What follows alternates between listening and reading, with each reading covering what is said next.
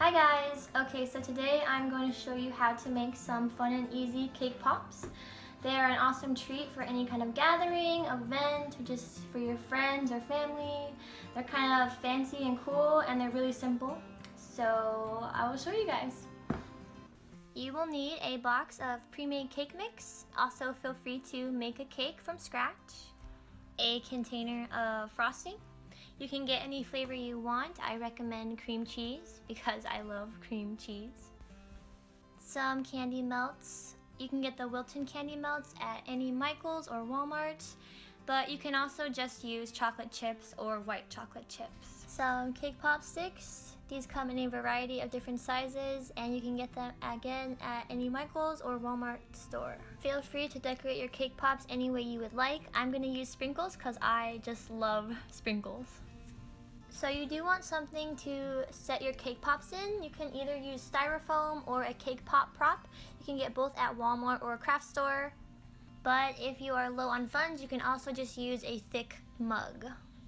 So this is totally optional for you, but I am going to be using some Big Train vanilla chai in my cake pops. This stuff is super yummy and everybody seems to really like it in the cake pops.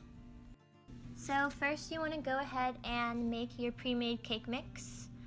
It's pretty self-explanatory, it's all listed on the back.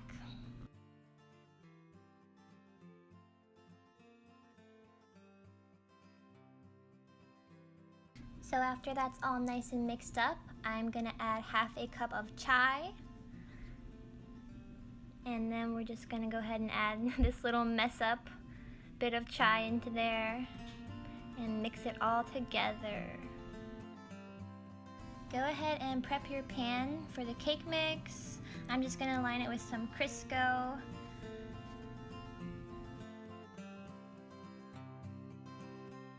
Go ahead and pop that sucker in the oven and make sure you set a timer.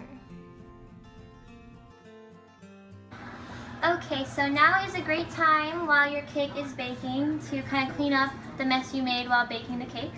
So we're going to go ahead and wash the dishes, put away the Crisco, clean up any mess you might have left on the counter, and then we will set up our dipping station.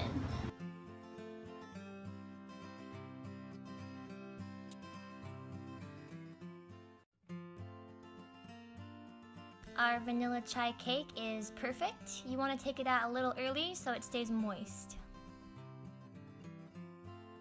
Go ahead and crumple your cake up. This part's pretty fun.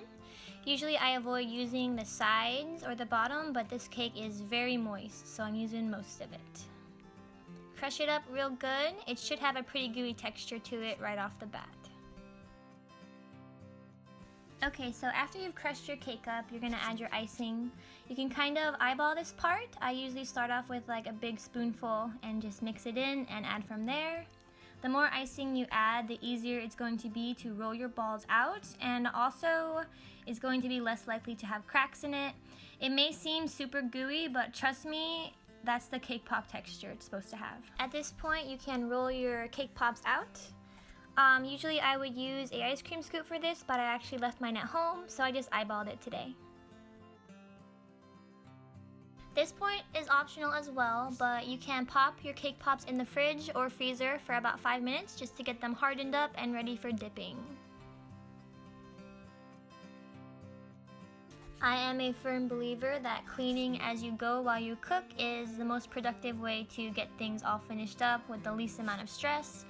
So while those are freezing, I'm just going to wash the dishes again, and I'm not going to get my new Brandy Melville cardigan dirty. Now you're going to want to put your candy melts into a microwave safe bowl. I'm just going to use a glass one, microwave it for intervals of 30 seconds, and in between microwaving sessions, make sure to crush it up with a spoon.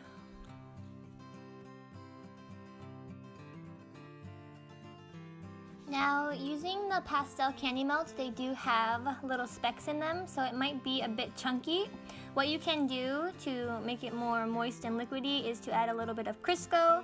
This stuff is magical and it will make it super liquidy and perfect for dipping. After about 5 minutes in the fridge, your cake balls should be perfect for dipping. So take them out and get ready to dip. So now you're going to want to go ahead and dip your sticks and insert them into the cake balls. This is actually an optional step because some people prefer to just stick the stick in without the pre-dip. I have tried it both ways, and personally I find pre-dipping it holds it together better and makes it less likely to fall off in the icing during the actual dipping process.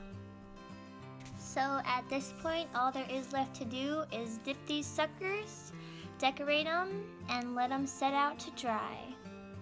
So now I'm just gonna go ahead and do a final cleanup here just to leave a clean, stress-free environment, save for the sprinkles, because once you spill sprinkles everywhere, they're pretty much there for life. Alright guys, so this is what a finished bouquet of cake pops looks like. It's totally enchanting. I hope you guys enjoyed this video. I hope it was helpful to you. I plan on making more how-to videos in the future. So I hope you enjoy your cake pops, and I will see you next time.